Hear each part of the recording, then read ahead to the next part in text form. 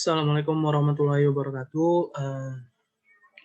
Saya Rian Kurniawan. Kali ini saya akan mempresentasikan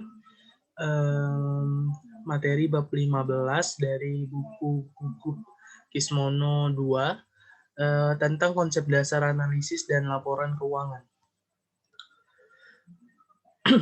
Jadi, konsep dasar analisis informasi keuangan, analisis keuangan adalah proses mengumpulkan dan menyaring data serta menyajikan informasi keuangan yang dihasilkannya dalam format ringkas yang sesuai untuk membuat keputusan yang efektif. Dan tujuan utama analisis keuangan adalah menyajikan informasi yang relevan untuk membantu pembuatan keputusan agar dapat mengambil keputusan yang tepat. Kemudian ruang lingkup analisis keuangan. Di situ ada dua, yaitu analisis keuangan perusahaan. Analisis ini dirancang untuk membantu manajer profesional dan pengusaha untuk memulai investasi dan pembelanjaan modal, serta keputusan lain untuk mempengaruhi kondisi keuangan perusahaan. Analisis keuangan perusahaan digunakan untuk menentukan implikasi keuangan dari keputusan yang dibuat oleh pemimpin perusahaan. Kemudian analisis yang kedua yaitu analisis surat berharga. Analisis ini diharapkan dapat membantu investor dan manajer portofolio dalam mengevaluasi alternatif kesempatan investasi, meliputi usulan pembelanjaan surat berharga, usulan pembelian resi STT dan aktiva lain. Kemudian, aspek yang mencakup analisis keuangan perusahaan. Yang pertama itu ada analisis proyek investasi modal. Apakah pendapatan yang diharapkan dari proyek investasi modal yang disesuaikan menjadi alasan investasi tersebut? Itu adalah pertanyaan yang muncul ketika berbicara tentang analisis proyek investasi modal. Kemudian yang kedua itu analisis struktur modal. Pertanyaan yang muncul adalah bagaimana komposisi pembelanjaan yang memadai untuk perusahaan tertentu dari sudut pandang dan tujuan bisnisnya. Kemudian yang ketiga adalah manajemen modal kerja. Pertanyaan yang muncul di sini adalah bagaimanakah tingkat aktiva lancar dan utama lancar yang memadai. Kemudian bagaimanakah komposisi aktiva lancar yang paling menguntungkan dan biaya utang jangka panjang yang mempunyai biaya paling rendah. Kemudian yang keempat adalah analisis kebijakan dividen, yaitu berapakah presentasi laba yang tersedia dan aliran kas yang seharusnya dibagikan kepada pemegang saham, dan berapakah yang harus ditambah untuk usaha, dan bagaimana mendistribusikan kas melalui pembayaran dividen atau pembelian kembali saham. Kemudian yang kelima adalah manajemen utang.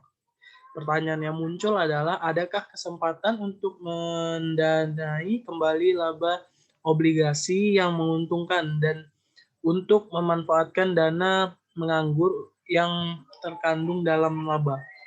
Kemudian yang keenam adalah strategi dan perencanaan keuangan, yaitu apakah kesempatan untuk memanfaatkan kembali aktiva perusahaan yang menguntungkan, misalnya dengan mengeluarkan aktiva perusahaan yang dikehendaki dan menggunakan aktiva sebelumnya untuk memperoleh aktiva lain. Kemudian yang terakhir atau yang ketujuh adalah pemilihan sumber dana jangka panjang. Di situ ada pertanyaan yang muncul, yaitu sumber dana apakah yang paling memadai untuk proyek investasi modal khusus. Bagaimana surat berharga dirancang untuk memudahkan biaya minimum pada saat mempertahankan fleksibilitas keuangan perusahaan pada tingkat yang dikehendaki. Kemudian, kita masuk ke dalam peran analisis keuangan atau tanggung jawab. Yang pertama itu adalah mengumpulkan informasi yang relevan. Dua, memiliki teknik analisis yang paling tepat untuk memperoleh data. Yang ketiga adalah melakukan perhitungan yang diperlukan dengan benar. Yang keempat adalah meringkas hasil analisis dalam format yang tepat. Yang kelima adalah menggambarkan kesimpulan dan memberikan nasihat yang didasarkan pada hasil analisis tersebut. Kemudian yang terakhir adalah sebagai pembuatan keputusan. Kemudian, di sini ada perbedaan karakteristik kualitas informasi akuntansi. Ada dua, yaitu karakteristik kualitas informasi akuntansi dasar utama. Karakteristik kualitas informasi akuntansi dasar harus ada dalam setiap informasi akuntansi. Hal ini bermanfaat sebagai poin penting dalam pengambilan keputusan. Dua, karakteristik kualitas informasi akuntansi dasar yang utama adalah relevan dan dapat diuji. Kemudian, karakteristik kualitas informasi akuntansi sekunder. Karakteristik kualitas informasi akuntansi sekunder adalah sebagai penunjang dalam mempengaruhi beberapa penggunanya. Informasi yang tersaji berikut adalah 4 macam karakteristik kualitas informasi akuntansi sekunder. Yang pertama adalah dapat diverifikasi, ketepatan waktu, dapat dipahami, dan kooperatif. Karakteristik kualitas informasi akuntansi. Yang pertama itu relevansi, dapat diuji, dapat diverifikasi, ketepatan waktu, dapat dipahami, dan kooperatif. Lanjut. Kendala-kendala yang mempengaruhi kualitas informasi. Keefektifan biaya atau cost effectiveness, nilai informasi harus lebih tinggi dibandingkan biaya yang dikeluarkan untuk menghasilkan. Materialitas atau materiality, jumlah-jumlah yang harus dilaporkan dalam laporan keuangan tidak selalu lengkap dan kadang-kadang tidak pasti. Kemudian adalah konservatisme atau konservatisme. Kemudian kita lanjut dengan laporan keuangan. Agar laporan keuangan dapat benar-benar efektif, seluruh informasi yang relevan harus disajikan dengan cara yang tidak biasa, mudah dimengerti, dan tepat waktu. Hal ini sering disebut dengan istilah prinsip mengungkapkan penuh atau full disclosure principles. Kemudian adalah tingkat laporan keuangan terdiri dari 3, yaitu perhitungan rugi laba yang menyajikan hasil operasi suatu entitas selama periode pelaporan tertentu. Yang kedua adalah neraca yang melaporkan posisi keuangan perusahaan pada suatu tanggal tertentu. Kemudian yang ketiga adalah laporan aliran kas atau laporan perubahan dana yang menguraikan perubahan dana perusahaan selama periode pelaporan.